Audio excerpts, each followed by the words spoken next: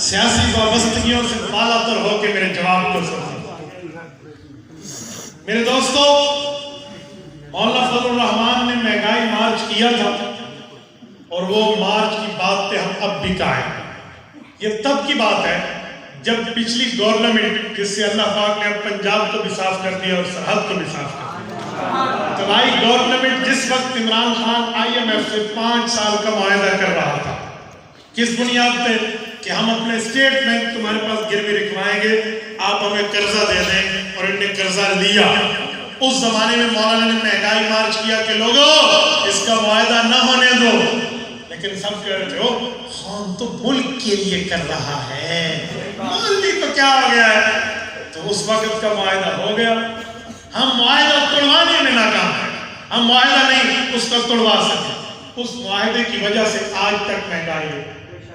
ہم اب انہیں کہیں نا کہ اب تو PTM کی گورنمنٹ ہے، PDM کی، آپ ہمیں یہ مہنگائی چھڑوا دیں، تو وہ کہیں گے ہم نے PTM سے یا تحریک انصاف سے معاہدہ نہیں کیا تھا، ہم نے اسٹیٹ آف پاکستان سے معاہدہ کیا۔ تو جب تک یہ معاہدہ جاری رہے گا یہ مصیبت ہمارے گاٹے فٹ رہے گی، ٹھیک ہے۔ تو اس لیے مسئلہ یہی ہے۔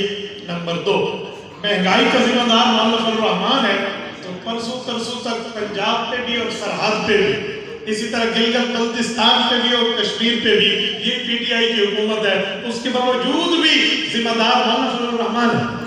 کوئی تو شرم کرے۔ یہ چھونی ہوتی ہے نا وہ گھڑے سے، چھونی چھوٹی شے ہے، کہ 7 اپ نے ڈھکنے پانی پا کے بڑھ ابھی مولانا فضل الرحمان ذمہ دار ہے۔ 10 سال سے میرے صوبہ سرحد پر یہ PTI مسلط ہے، اور وہاں پر 987 ارب روپے کا قرضہ انہوں نے لیا ہے جو آج تک نہیں لیا گیا۔ اس کے باوجود بھی ہم اس کے ذمہ دار ہیں، کچھ تو سمجھو۔ اور رہی یہ بات کہ مولانا فضل الرحمان کے جواب پر میں آپ کو بات کر کے مطمئن کروں تو مولانا کو، بلکہ مولانا کے خاندان کو رب نے جب بھی پاور دی ہے انہوں نے دین کی خدمت کی ہے۔ مولانا محمد حمزہ کہہ رہے تھے نا 1973 میں مفتی محمود نے کام کیا رحمہ اللہ، اور 1974 کے legislative assembly of the country میں اس بات کو لیجسلیٹولی یہ بات تسلیم کرا دی کہ قادیانی جو حضور کا گستاخ ہے وہ بندہ ملک پاکستان میں خود کو مسلمان نہیں کہہ سکتا۔ سنیں توجہ رکھیں۔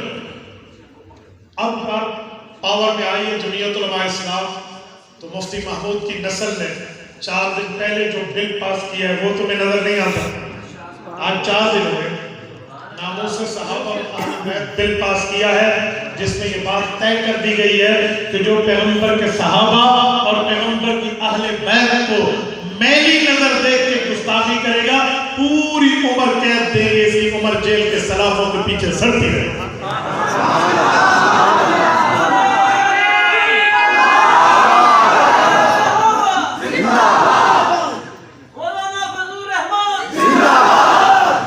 مولانا نے بل پاس کرایا، پتہ کیا ہے جب میں بات کرتا ہوں نا تو کچھ لوگ کہیں گے مولانا نے تھوڑی کرایا، تو پوری اسمبلی نے کی ہے۔ میں نے کہا ایک منٹ ذرا بریک پر پاؤں، ٹرانسجنڈر بل بھی اسمبلی نے پیش کیا تھا، تو سارے مولانا فضل الرحمان پہ اعتراض کر رہے تھے مولانا کہاں آ گیا، مولانا کہاں آ گیا، مولانا کہاں آ گیا، ٹرانسجنڈر بل آ گیا۔ اسی مولانا نے اسی کو معطل کروایا، سارے خاموش ہیں۔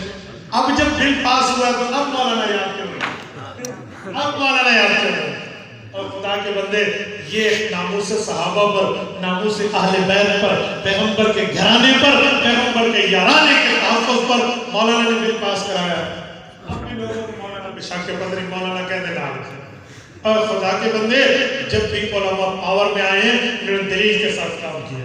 اور آخری بات کرو، پتہ نہیں تم مطمئن ہو یا نہ ہو، یہ تو میرے اللہ کا کام ہے، جواب میں آپ کو دیے دیتا ہوں۔ پورے پاکستان میں کون سا وہ سیاستدان ہے جس پر آپ نام لو کہ اس پر 1 روپے کی کرپشن بھی ثابت نہیں ہے؟ 1 روپے کی کرپشن مولانا پہ ثابت نہیں ہے، کسی میں جرت نہیں تھی کہ اس پر 1 روپے کی جھوٹ ثابت کر کے دکھائے۔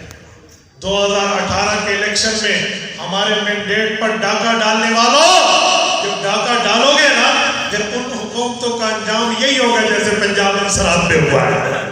اور میں اس قوم پہ حیران ہوں جن کی حکومت بنتی ہے یہ تب بھی ناچتے ہیں، ان کی حکومت گرتی ہے یہ تب بھی ناچتے ہیں۔